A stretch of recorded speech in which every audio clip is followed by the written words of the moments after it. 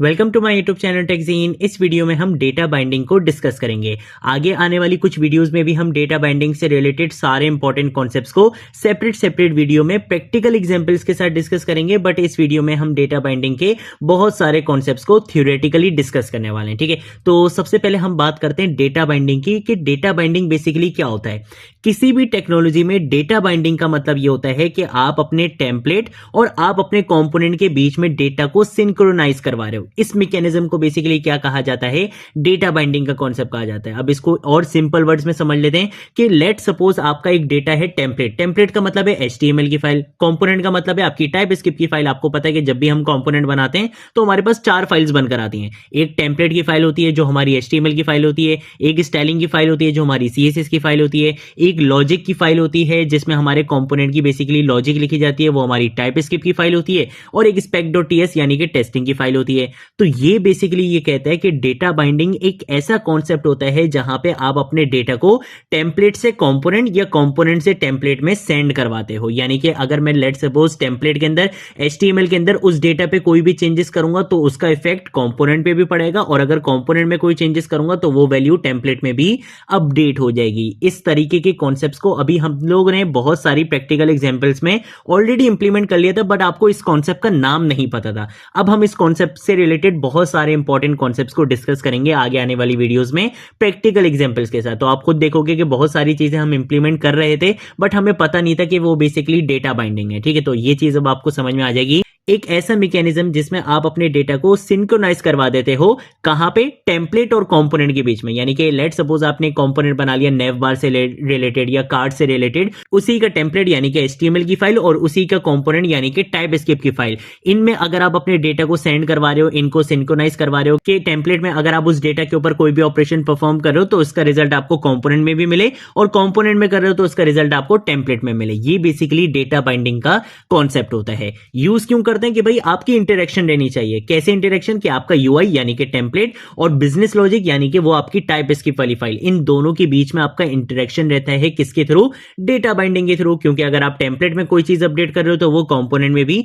Update हो जाती है, और कंपोनेंट में कोई चीज अपडेट करते हो तो वो टेम्पलेट में अपडेट हो जाती है। ये कॉन्सेप्ट इंप्लीमेंट करने के लिए आपको एक मैकेनिज्म इंप्लीमेंट करना पड़ता है विच इज डेटा बाइंडिंग। इससे होता क्या है कि आपकी जो एप्लीकेशन है वो डायनेमिक बन जाती है, आपकी एप्लीकेशन रिस्पॉन्सिव एप्लीकेशन कहलाती है। उसकी बाद बात करते हैं, यार ठीक है समझ में आ गया कि भाई ठीक है ये मैकेनिज्म है, लेकिन हम इसको इंप्लीमेंट करें क्यों, क्या रीजन है कि भाई हम इसको इंप्लीमेंट करें। पहली चीज क्या है, इंप्रूव्ड एफिशिएंसी, कि भाई आपकी एफिशिएंसी यहां पे क्या हो जाएगी, इंप्रूव हो जाएगी।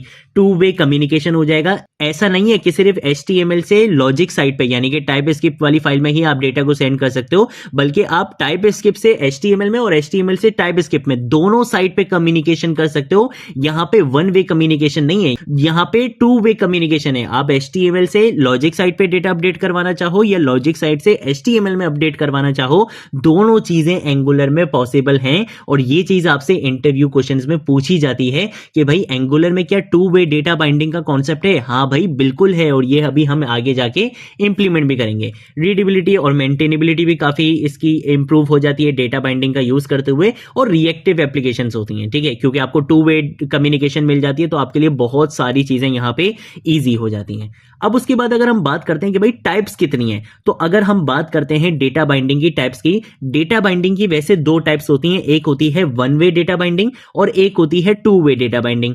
वन वे डेटा बाइंडिंग का मतलब है कि आपका जो डेटा है वो फ्लो होगा एक डायरेक्शन में, यानी कि या तो HTML से टाइपस्क्रिप्ट वाली फाइल में जाएगा या टाइपस्क्रिप्ट से HTML फाइल में आएगा। दोनों साइड पे डेटा फ्लो नहीं होगा। ये वन वे डेटा बाइंडिंग होती है कि या तो HTML से सिर्फ टाइपस्क्रिप्ट वाली फाइल में जाएगा या टाइपस्क्रिप्ट से HTML की फाइल में आएगा। अब इसमें भी आपके पास सब कैटेगरीज आ जाती हैं। इंटरपोलेशन बाइंडिंग आ जाती है, प्रॉपर्टी बाइंडिंग आ जाती है, स्टाइल बाइंडिंग आ जाती है, क्लास बाइंडिंग आ जाती है, एट्रीब्यूट बाइंडिंग आ जाती है। फिर अगर हम देखें ये जो सारी टाइप्स अभी मैंने आपको बताई ना, interpolation, property, style, class, attribute, ये होती है कंपोनेंट टू टेम्पलेट, कि आप अपनी टाइपस्क्रिप्ट की फाइल से डेटा को फ्लो करवाते हो HTML की फाइल में।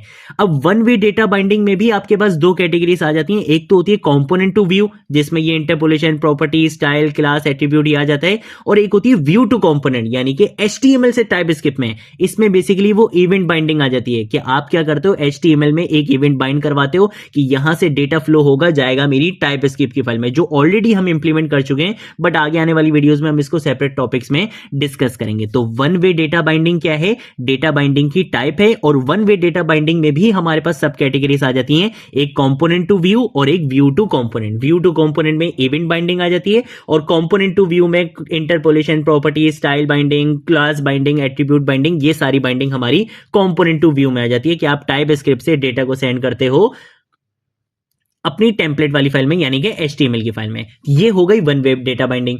अब और होती है हमारे पास टू वे डेटा बाइंडिंग।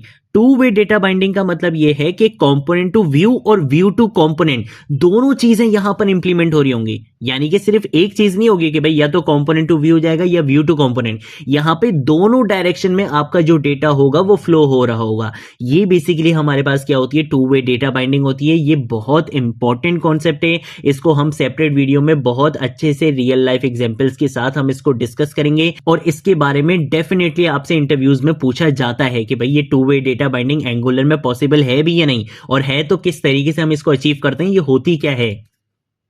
तो ये बहुत इंपॉर्टेंट कॉन्सेप्ट है, इसको हम बहुत अच्छे से प्रैक्टिकल एग्जांपल्स के साथ आगे चल के डिस्कस करेंगे। इन सारी चीजों को हम आगे आने वाली वीडियोस में प्रैक्टिकल एग्जांपल्स के साथ डिस्कस करने वाले हैं, तो बिल्कुल टेंशन नहीं लेनी है। बहुत इंपॉर्टेंट कॉन्सेप्ट है, लेकिन बहुत ईजी एग्जांपल्स के साथ मैं आपको ये सारी चीजें कवर करवाऊंगा। ठीक है, तो आज की वीडियो के लिए इतना ही। अब हम मिलेंगे नेक्स्ट वीडियो में नेक्स्ट टॉपिक के साथ, तब तक के लिए बाय बाय।